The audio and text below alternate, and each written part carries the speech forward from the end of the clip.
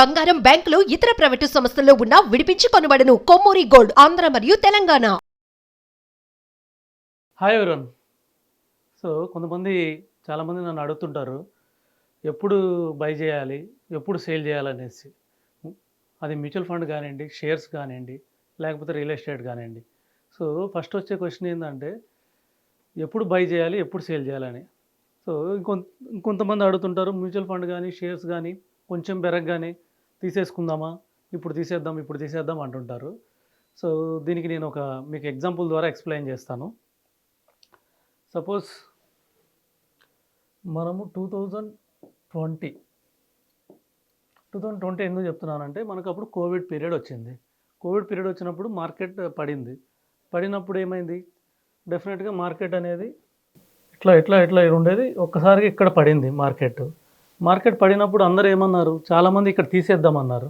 So నేను చాలామందిని ఆపాను, తీయకూడదు, అక్కడే మనం ఇన్వెస్ట్ చేయాలని. కానీ ఒకరిద్దరు తీసేశారు. సో వాళ్ళు తర్వాత మార్కెట్ ఎప్పుడైతే మళ్ళీ కంటిన్యూస్ గ్రో అయిందో వాళ్ళు ఇక్కడ కొద్దిగా లాస్ అయ్యారు. సరే, ఇది ఒకరు వచ్చేసి ఇమీడియట్గా ఇక్కడ తీసేసి లాస్ అయిపోయారు. కొంతమంది ఇక్కడ ఇన్వెస్ట్ చేసిన వాళ్ళు వచ్చేసి తర్వాత ఇక్కడ ఇన్వెస్ట్ చేసిన వాళ్ళు బాగా ప్రాఫిట్స్ పొందారు. అది ఒక వర్గం. సో కొంతమంది ఉన్నారు, వాళ్ళు ఏం చేశారు, కొంచెం పెరగగానే, అంటే సపోజ్ ఇక్కడికి పెరిగింది అనుకుందాం, అది కొద్దిగా పెరిగింది తీసేద్దామన్నారు. సరే వద్దు, ఇంకొన్ని రోజులు ఆగండి అని చెప్పి నేను హోల్డ్ చేసి ఇక్కడ తీసేద్దామన్నారు. అలా కొద్ది పెరుగుతుంది, తీసేద్దాం అన్నారు. ఎందుకు తీసేద్దాం అన్నారంటే, వాళ్ళకి ఎవరో చెప్పారు, లేదా వాళ్ళు రోడ్డు మీద వెళ్తూ ఉంటే నలుగురు మాట్లాడుకుంటున్నారు, మార్కెట్ హై పెరిగింది కదా, ఇప్పుడే బయటకు వచ్చేయాలని. సో అది విన్నారు. వీళ్ళు వినేసి మార్కెట్ తీసేయాలంట కదా, మీరు నాకు చెప్పలేదు, ఇది ఇప్పుడు కరెక్ట్ తీసేయాలంట కదా అని చెప్పారు. కాదండి, నేను మీకు 20 ఏళ్ళు ప్లాన్ చెప్పాను, 20 ఏళ్ళ గురించి, 20 ఏళ్ళు పెడితే ఇంత అయిద్దని నేను చెప్పాను. అప్పుడు మీరు కొద్దిగా పెరగగానే 3 నెలలకు 6 నెలలకు తీసేస్తే ఉపయోగం ఏంది, కొన్ని రోజులు ఆగండి అని చెప్పాను. సో అట్లా ఆపితే వాళ్ళ ఫండ్ వాల్యూలు ఇవాళ చాలామందివి 50 lakhs 1 crore దాకా కూడా వెళ్ళాయి. అంటే ఎందుకు చెప్తున్నానంటే, మనం ఇన్వెస్ట్ చేసినప్పుడు ఒక గోల్ కోసం, ఒక 10 years 15 years 20 years గోల్ కోసం మనం చేసినప్పుడు ఆ గోల్ వచ్చేదాకా ఆగాలి. చిన్న మార్కెట్ ఫ్లక్చువేషన్స్కి ఆగకూడదు. మార్కెట్ అన్నాక ఇట్లా అప్స్ ఉంటాయి, డౌన్స్ ఉంటాయి. సో ఒక్కసారి పడుతుంటుంది, ఒక్కసారి పెరుగుతుంటుంది. ఇవన్నీ పడించుకోకూడదు. మనం చేసింది దేనికోసం, ఒక గోల్ కోసం, అంటే ఒక 10 years గోల్ కోసం. ఆ 10 years దాకా మనం ఏది ఏమైనా కూడా, మార్కెట్ ఎంత పడినా కూడా మనం భయపడకూడదు. ఇంకొకటి ఏంటంటే, పడితే అది ఒక ఆపర్చునిటీలా చూడాలి. ఆపర్చునిటీలా చూసి ఈ పాయింట్లో మనం ఇన్వెస్ట్ చేసుకోవాలి. ఈ పాయింట్లో ఇన్వెస్ట్ చేసిన వాళ్ళని మార్కెట్ ఎక్కువ లాభాలు వరిస్తాయి. సో అందుకని నేనేం చెప్తానంటే, చిన్న విషయాలకి మీరు రియాక్ట్ అవ్వద్దు. కంపల్సరీగా లాంగ్ టర్మ్ ఉంటే మంచి ఫండ్ వాల్యూ అవుతుంది. నేను చూశాను లిటరల్గా, ఇక్కడ ఒకరిద్దరు తీసేస్తారు, నేను చెప్పినా కూడా ఆకుండా తీసేస్తారు, వాళ్ళు లాస్ అయ్యారు. ఎందుకంటే ఇంత ప్రాఫిట్ మిస్ అయ్యారు వాళ్ళు. అదైతే ఎవరైతే నేను చెప్పి ఆపానో వాళ్ళు ఇప్పుడు ఆ ప్రాఫిట్ తీసుకుంటున్నారు. ఇంకా కొంచెమైనా కొంతమంది ఇక్కడ డౌన్స్లో కూడా ఇన్వెస్ట్ చేసి ఇంకా ఎక్కువ లాభాలు పొందారు.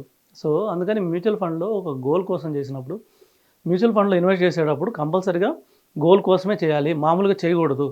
మీరు 1 year 2 year అయితే అసలు మ్యూచువల్ ఫండ్ రాకూడదు. సరే 5 years 10 years 15 years మీరు గోల్ పెట్టుకుని, మీకు ఆ టైంకి ఎంత అమౌంట్ కావాలో రాసుకొని దాని ప్రకారం ఇన్వెస్ట్ చేస్తే అది వచ్చిందాక మీరు తీయకూడదు. వీలుంటే ఇంకొద్దిగా మార్కెట్ పడితే మీరు ఇన్వెస్ట్ చేయండి, లేకపోతే మీ దగ్గర డబ్బులు ఉంటే ఇన్వెస్ట్ చేయండి. సో ఇది ఒకరు మ్యూచువల్ ఫండ్ గురించి. సరే, ఇప్పుడు కొన్ని షేర్స్ గురించి చూద్దాం. కొంతమంది షేర్స్ కూడా ఇదే మార్కెట్లో ఎలా ఉంటుందంటే, ఇక్కడ కొంటారు, మార్కెట్ పెరుగుతుంది, ఇక్కడ మార్కెట్ పెరుగుతుంది, అని ఇక్కడ కొంటారు. కొనేదను ఇంకా పైకి వెళ్ళిపోతుందని అనుకుంటారు. తర్వాత ఏమనేదంటే మార్కెట్ మళ్ళీ పడుతుంది, ఇక్కడ పడుతుంది, భయపడతారు. ఇక్కడ పడినప్పుడు కొద్దిగా భయపడతారు, ఇక్కడ పడినప్పుడు కొద్దిగా భయపడతారు, ఇక్కడ రాగానే కొద్దిగా అమ్మేస్తారు, ఇక్కడ రాగానే ఇంకొన్ని అమ్మేస్తారు, ఇక్కడ రాగానే మొత్తం అమ్మేస్తారు. మొత్తం అమ్మేసి ఏమంటారు, ఈ మార్కెట్ వేస్ట్, సో నేను పెట్టగానే మార్కెట్ పడిపోయింది, ఈ మార్కెట్ ఎందుకు ఉపయోగలేదు. కానీ ఇది కంప్లీట్ రాంగ్. సో మార్కెట్లో ఇలాగ అప్ అండ్ డౌన్ ఉన్నప్పుడు ఏం చేయాలంటే, హైలో ఉన్నప్పుడు ఇక్కడ ఉన్నప్పుడు అమ్మాలి, ఇక్కడ ఉన్నప్పుడు కొద్దిగా అమ్మాలి. లేదంటే ఇంకొద్దిగా పడుతుంటే, సపోజ్ ఇక్కడ ఉన్నప్పుడు కొద్దిగా కొనాలి, ఇక్కడ కొనాలి. ఎందుకంటే మార్కెట్ ఎప్పటికైనా మళ్ళీ ఈ స్టేజ్కి పోయినప్పుడు మనం అనుకున్న దానికన్నా ఎక్కువ రిటర్న్ వస్తుంది. సో దీనికోసం అని షేర్స్లో ఏం స్ట్రాటజీ వాడాలంటే స్టాగ్నెంట్ స్ట్రాటజీ అంటారు. అంటే కొంచెం కొంచెం, అంటే లాభాలు వచ్చినా కొంచెం కొంచెం తీసుకోవాలి, నష్టాలు వచ్చినా కూడా కొద్ది కొద్దిగా ఇన్వెస్ట్ చేయాలి. అంటే కొనేటప్పుడు కూడా ఒకేసారి కొనకూడదు, కొంచెం కొంచెం. మార్కెట్ ఇప్పుడు మనం కొన్నాము ₹100 ఒక షేర్, అది సపోజ్ ₹90 పోతే ఇంకొద్దిగా ఇన్వెస్ట్ చేయాలి. అది మంచి షేర్ అని మీకు నమ్మకం ఉంటే, ముందు మీరు ఇన్వెస్ట్ చేసేటప్పుడు అది మంచి షేర్ కాదో మీరు లెక్కేసుకోవాలి. సరే అది మంచి షేర్ నమ్మకం కుదిరిన తర్వాత ఇన్వెస్ట్ చేశారు, అది ₹100 అన్నప్పుడు మీరు ఇన్వెస్ట్ చేశారు, సరే 90 వచ్చింది ఇంకొద్దిగా ఇన్వెస్ట్ చేయండి. సపోజ్ 80 వచ్చింది ఇంకొద్దిగా ఇన్వెస్ట్ చేయండి. 70 వచ్చింది ఇంకొద్దిగా ఇన్వెస్ట్ చేయండి. ఎందుకంటే మీకు నమ్మకం ఉంది కదా, అది ఎప్పటికైనా 200 అయిద్దని. మీరు ₹100 షేర్ కొన్నారంటే అది 200 అవ్వాలనే కొంటారు కదా. సో మీరు ₹70 ₹50లో కొంటే 200 అయిందంటే మీకు ఎంత లాభం వచ్చినట్టు. సో అందుకని కొద్దిగా డౌన్లో ఇన్వెస్ట్ చేయాలి.